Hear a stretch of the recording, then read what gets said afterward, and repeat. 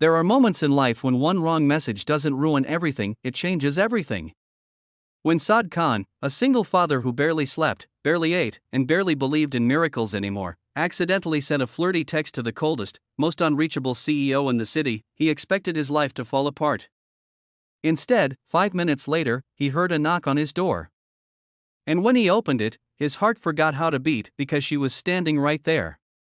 The woman everyone feared. The woman no one dared to talk to. The woman he had just flirted with by mistake. And in that moment, he had no idea that his entire world was about to turn upside down. Chapter 1 Saad Khan lived in a tiny rented apartment with peeling paint and a daughter who meant more to him than the air he breathed. Life had never gone the way he expected. His wife passed away during childbirth, leaving him with a newborn and a lifetime of silent nights that echoed with memories he could never erase. For 5 years, he had been juggling work, bills, and fatherhood, always putting his daughter, little Ayman, first. She had his eyes, his stubbornness, and her mother's smile, the smile that could melt anyone's heart. Anyone except the CEO he worked for. Her name was Zara Hayat. Cold. Calculated. Beautiful in a terrifying way. She walked through the office like winter itself, silent, strong, and impossible to touch. No one dared to speak casually to her. No one dared to joke around her. And Saad, the clumsy employee from accounting, feared her more than anyone. It happened on a night when exhaustion had blurred the edges of his mind. Ayman had been sick, with a fever that refused to go down. He had been awake for 2 nights straight, wiping her forehead, whispering stories, praying like he hadn't prayed in years. When she finally slept, he collapsed on the sofa, phone in hand, trying to text his friend Faraz, someone who always made him laugh when life became too heavy, except his fingers slipped. Instead of texting Faraz, he texted Zara, and the message wasn't something he could take back. Stop being so gorgeous all the time. Some of us are trying to survive. The moment he pressed send, his soul left his body. His heart thudded painfully against his ribs as he stared at the screen, horrified. He checked the contact name once, twice, 3 times. Zara Hayat, his ice queen boss, not Faraz. He felt his life crumble. He imagined HR calling him tomorrow. He imagined being fired before he even arrived at work. He imagined losing the only job keeping Ayman's life stable. His hands trembled. He typed a long apology, deleted it, typed again, deleted again. Nothing sounded enough. Nothing sounded like it could save him from the disaster he had created. 5 minutes passed with him pacing the small living room, whispering prayers under his breath, and then there was a knock. A strong, firm, unmistakable knock. Saad froze. Ayman shifted in her sleep on the couch, unaware of how her father's world was collapsing around him. He approached the door slowly, like a man walking toward his final judgment. His breath was stuck in his throat. His fingers wouldn't stop trembling. He opened the door, and his heart stopped. Zara Hayat. Standing right there.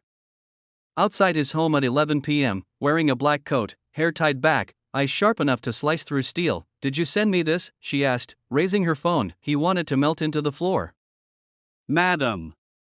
It was a mistake. Her expression didn't change. A mistake?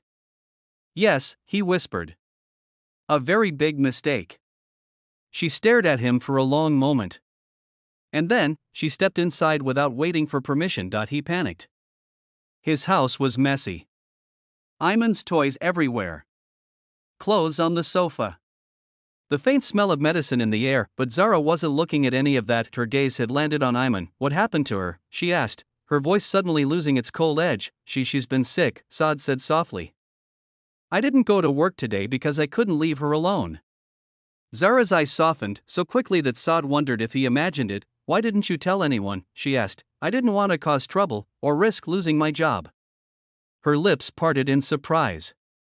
For the first time, she looked at him not like a boss, but like a person. You thought I would fire you because your daughter is sick, she whispered. He lowered his head.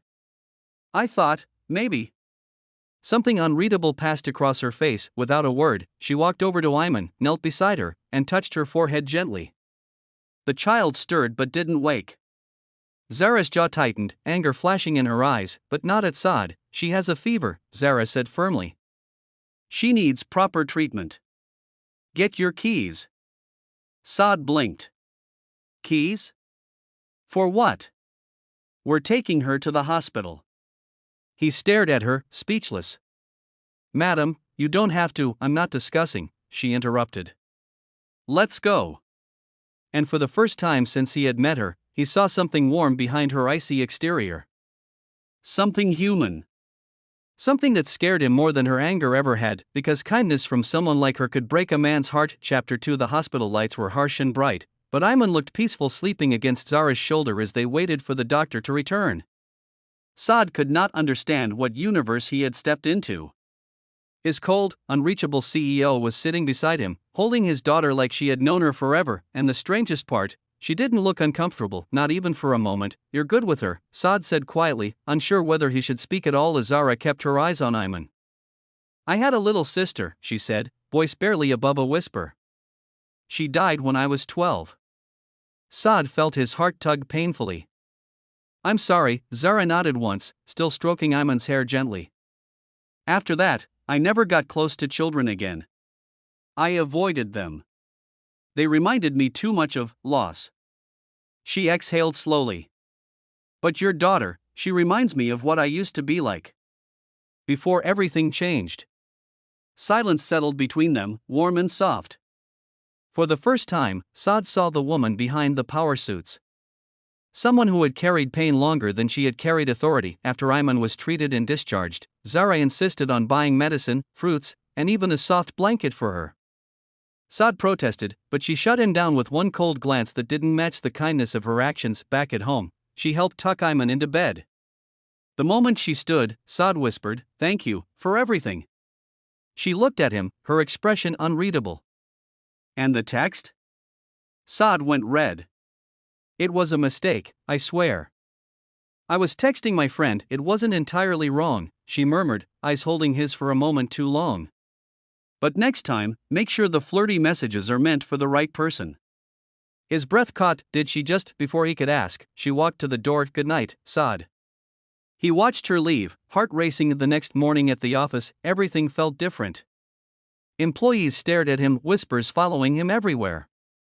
And Zara, she walked past him, paused, and said just loud enough for him to hear, "Your daughter, how is she now?" Gasps filled the hallway. No one has ever heard her speak like that, someone whispered. Saad swallowed. She's much better. Thank you. Zara gave the faintest smile. Good. Days passed, and something began to shift. Zara checked on him more often, offered flexible hours so he could care for Ayman, and even sent lunch for both of them some days. Saad couldn't understand why she cared. He was nothing special. Just a single dad trying to survive.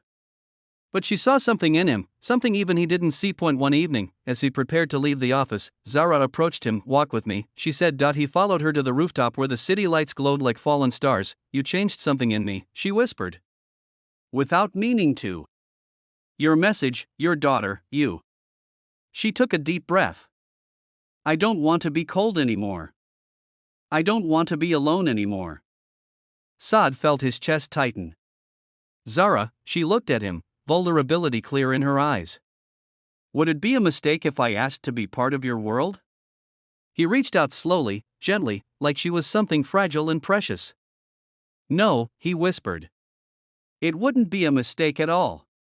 She smiled, a real smile, soft and warm and life-changing, and in that moment, both of them realized something. The message that was never meant for her was exactly what she needed to receive, because sometimes life doesn't break you with mistakes, sometimes it heals you with them. And for the first time in years, both Saad and Zara stepped forward into a future that didn't feel cold.